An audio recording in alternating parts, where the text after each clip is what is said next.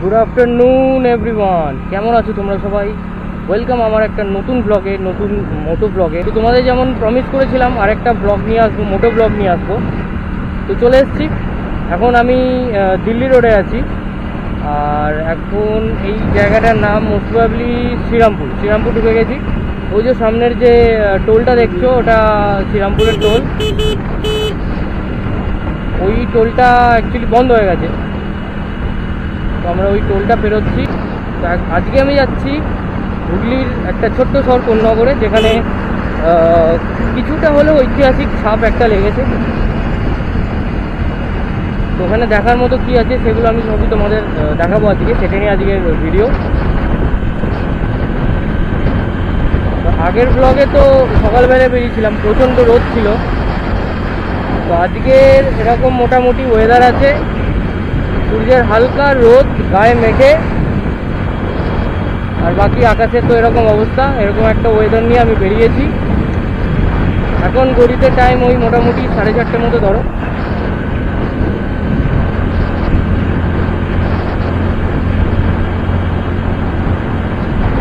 আমাকে এখান থেকে একটা লেফট টার্ন নিতে হবে, দিয়ে ঢুকবো আমি কোন্নগর শহরের মধ্যে।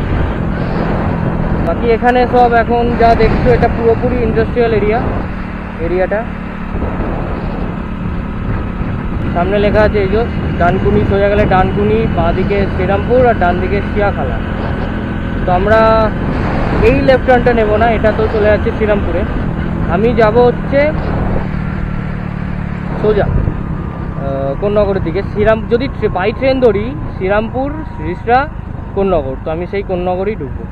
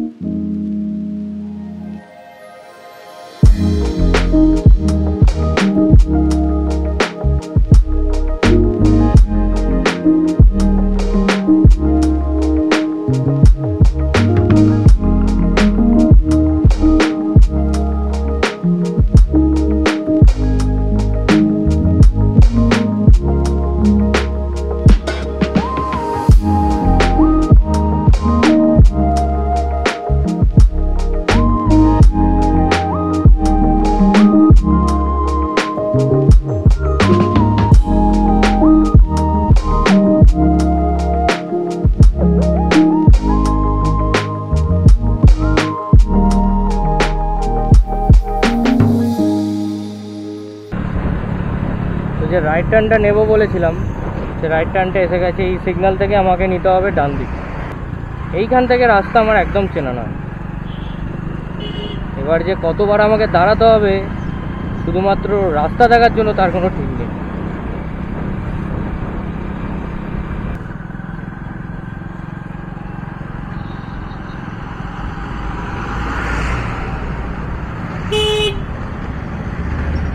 আমরা ভেতরের রাস্তায় ঢুকে গেছি অনেকটাই, আর মোটামুটি 10-12 মিনিটের রাস্তা আছে।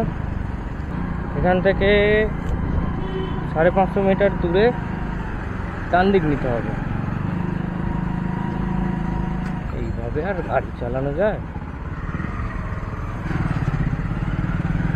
ওটাকে টপকায়।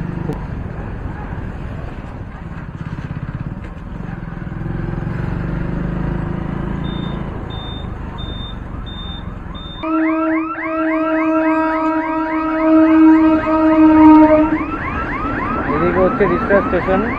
কোন্নগর থেকে ট্রেনটা এসে রিসরা দিয়ে হাওড়ার দিকে যাচ্ছে। এটা হচ্ছে হাওড়া। আমাদের যেতে হবে রানিয়ানা।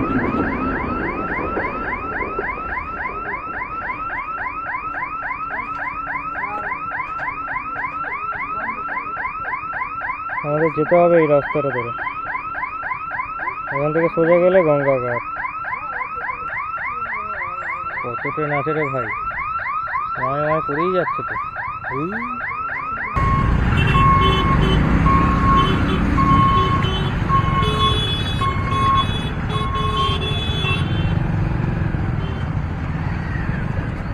গেট খুলে গেছে। আমার এবার কোন দিকে যাবো ভুলে গেছি। সোজা যাবো, সোজা।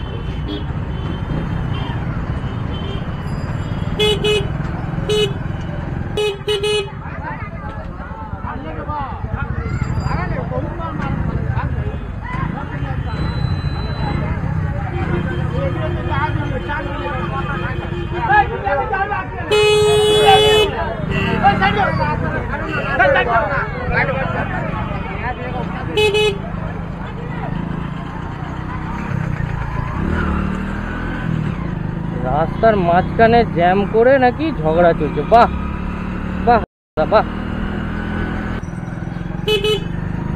সোজাটা রেল গেটটা ক্রস করে সোজাটা না নিয়ে ডান দিকটা নিলে ভালো।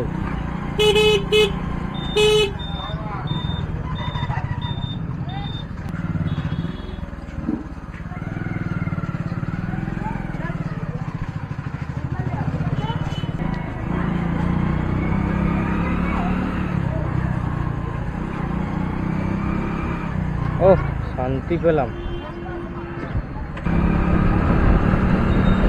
আরে বাপরে কি জায়গা দিয়ে এলাম। ওরে আমি যেখানে কাজ করি ততটা না হলেও আছে, মানে কনজেস্টেড খুব। আমার অফিসের এরিয়াটাতে তো বিশাল কনজেস্টেড। যাই হোক, তো আমি আই থিঙ্ক গঙ্গার কাছাকাছি চলে এসেছি। তো আজকে যেখানে যাবো সেটা হচ্ছে একটা গঙ্গার ঘাট, হিস্টোরিক্যাল প্লেসেস বলতে পারো কিছুটা। আর ম্যাপটা দেখে নি। এখান থেকে এখনো 5 মিনিট আমাকে সোজা যেতে হবে, সোজা রাস্তাটা ধরতে হবে। আচ্ছা, এই রাস্তা ধরে 5 মিনিট সোজা। কিধার কিধার বহুত তারা রে ভাই।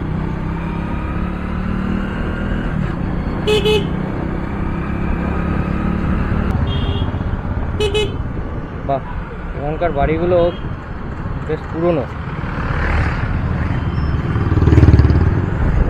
মানে শহরটা কিছু না হলেও ইতিহাস নিয়ে তো আছে, এতটুকু তো বোঝাই যাচ্ছে। এটা বিধানচন্দ্র কলেজ, কলেজের সামনে একটা স্কুল, গার্লস স্কুল, তার সাথে খেলার মাঠ।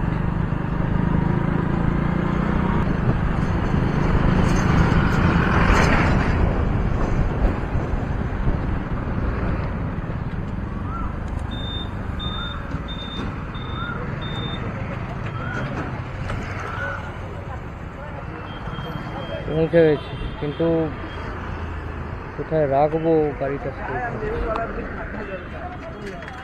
দাদা গাড়ি রাখার জায়গা কোথায় গো?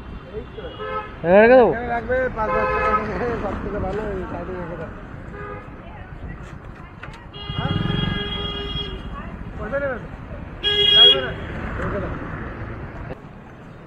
চলে এসেছি জায়গাতে।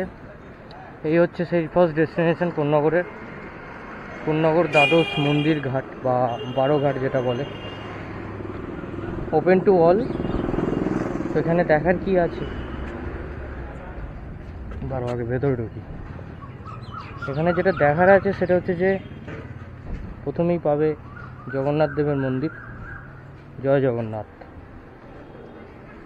তারপর এখান থেকে মন্দিরের যার নাম 12 মন্দির ঘাট, সেই নাম হবার কারণ হচ্ছে এখানে দেখো 1 2 3 4 5, এদিকে 6টা আর এদিকে 6টা, 6টা এই 12টা শিব মন্দির, মানে 12টা শিবের যে জ্যোতির্লিঙ্গ তার যে নাম, সেই নাম অনুসারে এই 12টা মন্দির করা হয়েছে।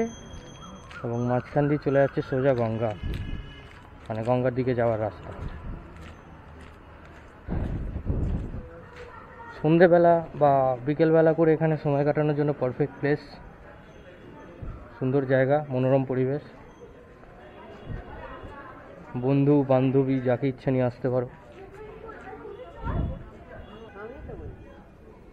আমাদের সোজাসুজি যে এটা দেখছো এটা হচ্ছে খড়দা। এই জায়গাটা হচ্ছে খড়দা, টিটাগড়, এই কামারহাটি, এই এরিয়াটা, বেলঘরিয়া, এই এরিয়াটা তুমি এদিকটা পাবে। চলো মন্দিরকে একটু দর্শন করে আসি। মহাদেবের কাছে এসেছি, মহাদেবের কাছে একটু দর্শন দিয়ে আসি।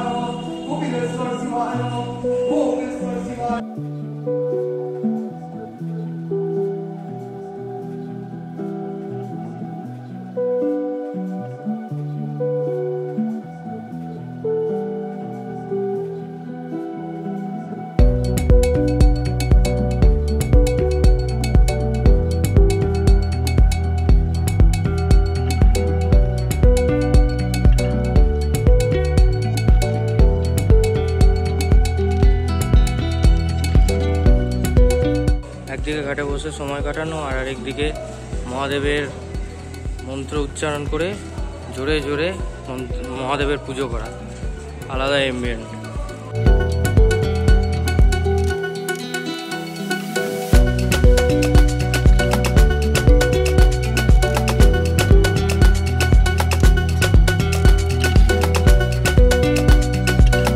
বারো মন্দিরকে টাটা করে আমরা এবার একটু সামনের দিকে এগোবো।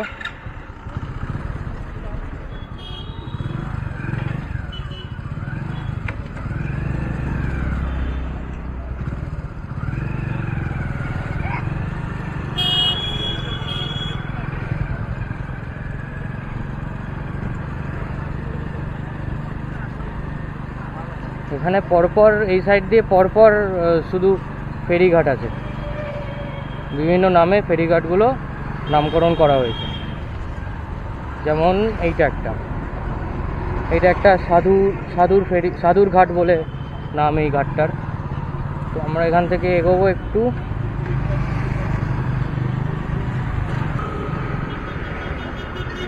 এটা ব্রহ্ম সমাজ ঘাট।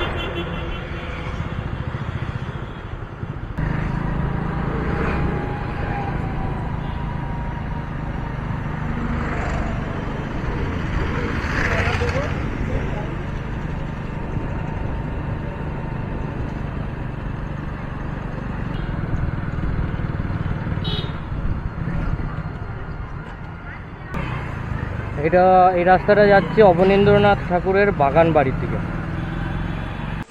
এই হচ্ছে অবনীন্দ্রনাথ ঠাকুরের বাগান বাড়ি। অ্যাকচুয়ালি বাগান বাড়িটা এইটা একতলারই বাড়িটা, আর এখন ভেতরে ছোট্ট বাচ্চাদের পার্ক করা হয়েছে।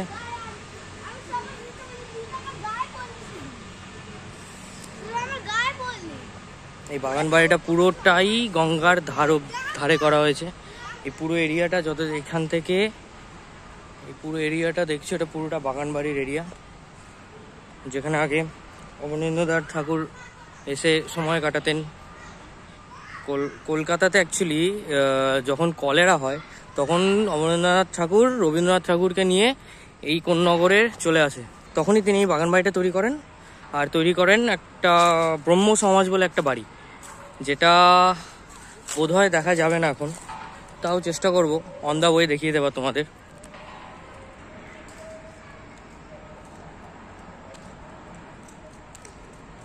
সুন্দর একটা জায়গা, একটা বেলা সময় করে এসে তোমরা এখানে সময় কাটাতে পারো। আর এখান দিয়ে সুন্দর গঙ্গার ভিউ দেখা যাচ্ছে। সামনে এইখানে একটা ইস্কনের মন্দির আছে, বোঝা যাচ্ছে না ক্যামেরাতে। তো চলো আর একটু ভেতরের দিকে যাই, বেশি টাইম নেই। বাগান বাড়ির ভেতরে দুটো বিল্ডিং আছে। এই একটা একতলা বিল্ডিং, যেটা ওপরটা এরকম ঘিরে রাখা আছে, আর একটা যেখান দিয়ে ঢুকলাম ওই ঢোকার সময় যেটা দেখালাম। মেনলি এই বিল্ডিংটাই অ্যাকচুয়ালি যেখানে লোকজন থাকতো, আর ওইখানটা ছিল অফিস ঘর বা যাবতীয় কাজকর্মের ঘর ছিল ওই ঢোকার সময় যেটা দেখালাম। আর ভাবো এখান দিয়ে তখনকার দিনে এখান দিয়ে দরজা খুলে সামনে সুন্দর গঙ্গার হাওয়া। অসাধারণ বাড়ি বানিয়েছেন অবনীন্দ্রনাথ ঠাকুর। পুরোটা না হলেও কিছুটা তো ইতিহাসের ছোঁয়া পাওয়াই যায়। এই ঘরটা তো মানে এই বিল্ডিংটা অ্যাকচুয়ালি পুরোটাই ভেতর দিয়ে বন্ধ, বাইরে থেকে ভেতরে যাওয়ার কোনো রকম জায়গা নেই। তবে জায়গাটা খুব মনোরম, একদিন ঘুরে আসতে পারো এখানে। এইখানটা দেখো গাছে ভর্তি, গাছের ডাল কেটে কেটে বসার জায়গা করা হয়েছে, ধাপ আছে বসার। মানে তুমি যদি সকালবেলাতেও আসো, রোদ ঢোকার খুব একটা চান্স এখানে নেই। সুন্দর জায়গা, এখানে বসে তোমরা সময় কাটাতে পারবে। কিছু কিছু অংশ ভেঙে গেছে, যেমন এই দেয়ালটা ভেঙে গেছে এখন। তো বাড়িটাকে মোটামুটি কলকাতার হেরিটেজের মধ্যে এটাকে ফেলা হয়েছে এখন, মানে কলকাতা হেরিটেজের যে ডিপার্টমেন্ট আছে তার আন্ডারে আছে এখন এই বিল্ডিংটা বা এই বাগান বাড়িটা, যার জন্য ওই দুটো, এই বিল্ডিংটা আর ওই বাইরের ওই দপ্তরের বিল্ডিংটা এখনো ঠিকঠাক আছে, কোনো ক্ষয়ক্ষতি হয়নি।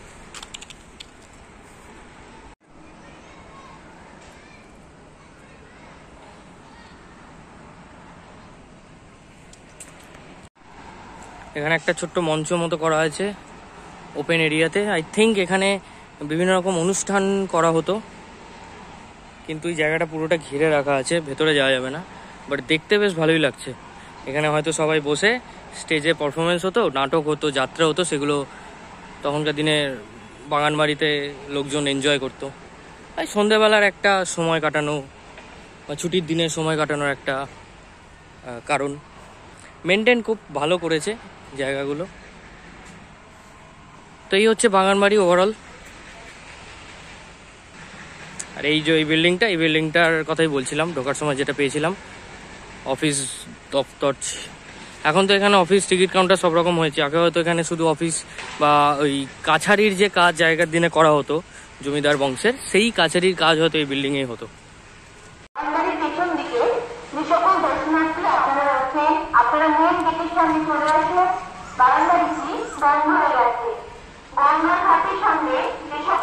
বাগানবাড়ি যখন ক্লোজ হয় তখন এরকম অ্যানাউন্স করে দেওয়া হয়। তো চলো আমরা এবার এখান থেকে বেরোই। ব্রহ্ম সমাজের যে বিল্ডিংটা বলছিলাম, যেখানে রবীন্দ্রনাথ ঠাকুর এসে থেকেছিলেন, সেই জায়গাটা দেখাতে পারি কিনা দেখি। তারপর এখান থেকে আরেকটা মন্দির দেখবো, দেন বাড়ির দিকে এগোবো আমরা। তো চলো আবার এখান থেকে বেরোই, মোটো ব্লগে দেখা হচ্ছে।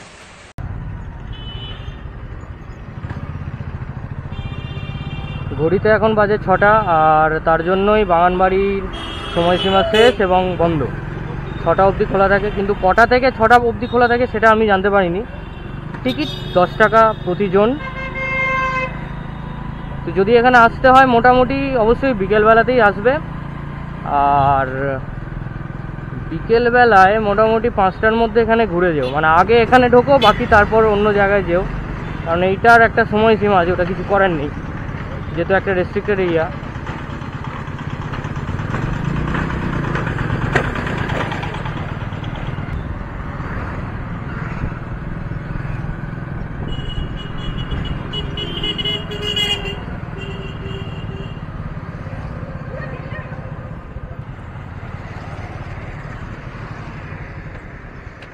এটা খোলে কখন? খোলে না, বন্ধ।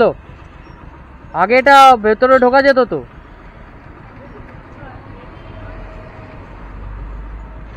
তো এই ব্রহ্ম সমাজ ঘাটের ঠিক সামনেই আছে এই কোন্নগর ব্রহ্ম সমাজ, যে বাড়িটার কথা বলছিলাম।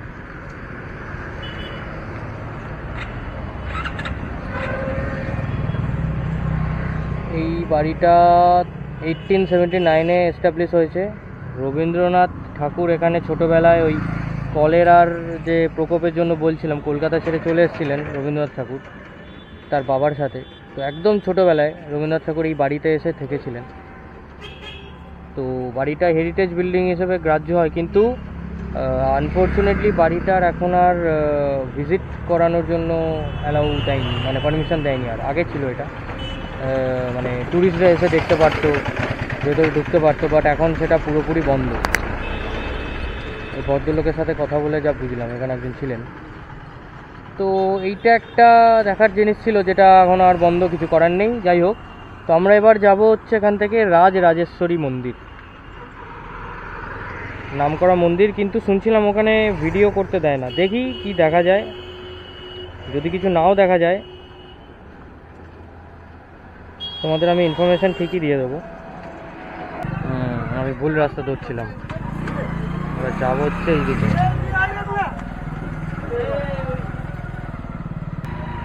এই হচ্ছে রাজরাজেশ্বরী মন্দির, যার পাশে স্কুল, খেলার মাঠ সব রকমই আছে। এই যে মন্দিরটা দেখছো, এটাই হচ্ছে রাজরাজেশ্বরী মন্দির। এই জিনিসগুলো কোথায় আমি বুঝতে পারছি না, এত বড় প্রাঙ্গণ।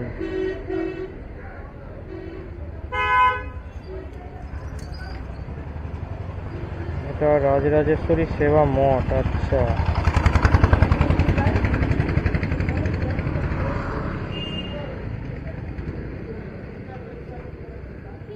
যাই হোক, এই ছিল মন্দিরের ছোট্ট একটা নিদর্শন। যেহেতু এটা আমার অজানা, তাই আমি নিজেও আচম্বিত হয়ে গেছিলাম। তো এখান থেকে এবার বাড়ি ফিরতে হবে। আমি একটা কাজ করি, আমি দিল্লি রোডে উঠে তোমাদের সাথে কথা বলছি।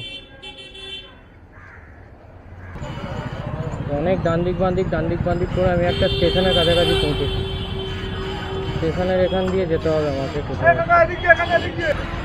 দিল্লি রোডটা সামনে তো?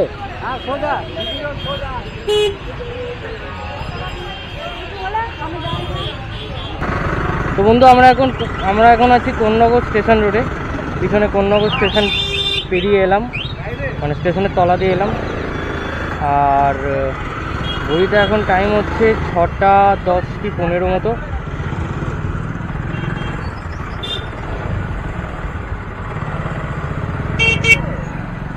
আর রাস্তায় বিশাল জ্যাম।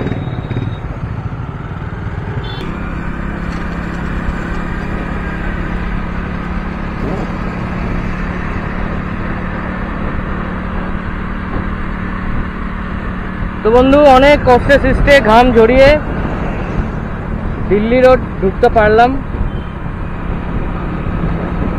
তো জাস্ট আমি এই দিল্লি রোডে উঠলাম, শ্রীরামপুরেই আছি আর কি, দিল্লি রোডের লোকেশন ওয়াইজ। এখান থেকে আমার বাড়ি একদম সোজা যে চলে যেতে হবে। এই যে আমার বাড়ির লোকেশন দেখাচ্ছে 38 কিলোমিটার। এই যে 38 কিলোমিটার। তো এবার নাইট লাইট কিরকম তোলে আমার ক্যামেরা সেটা দেখার আছে। চলো গাড়িটাকে একটু ভাগাই আর তোমরা রাতের সিনেমেটিক শট দিল্লি রোডের এনজয় করো।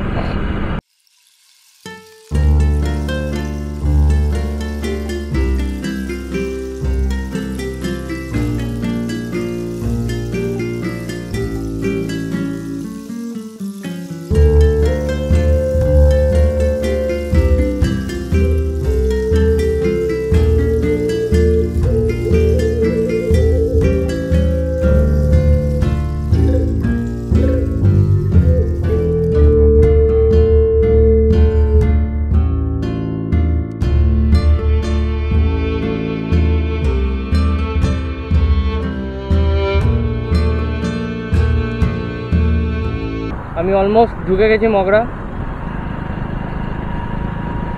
তো তোমাদের এই ভিডিওটা, এই ব্লগটা, ছোট্ট একটা ব্লগ কেমন লাগলো, ছোট্ট একটা ইনফরমেশন একটা হুগলির একটা শহরের ব্যাপারে। তো এটা তোমাদের কেমন লাগলো অবশ্যই কমেন্ট করে জানিও। আবার কোনো একটা হুগলির শহর বা কোনো একটা জায়গার ডেসক্রিপশন নিয়ে, ব্লগ নিয়ে আমি আসব এই চ্যানেলে। ততক্ষণের জন্য চ্যানেলটা সাবস্ক্রাইব করে রাখো আর স্টে টিউন, স্টে সেফ। চলো, গুড বাই, টাটা।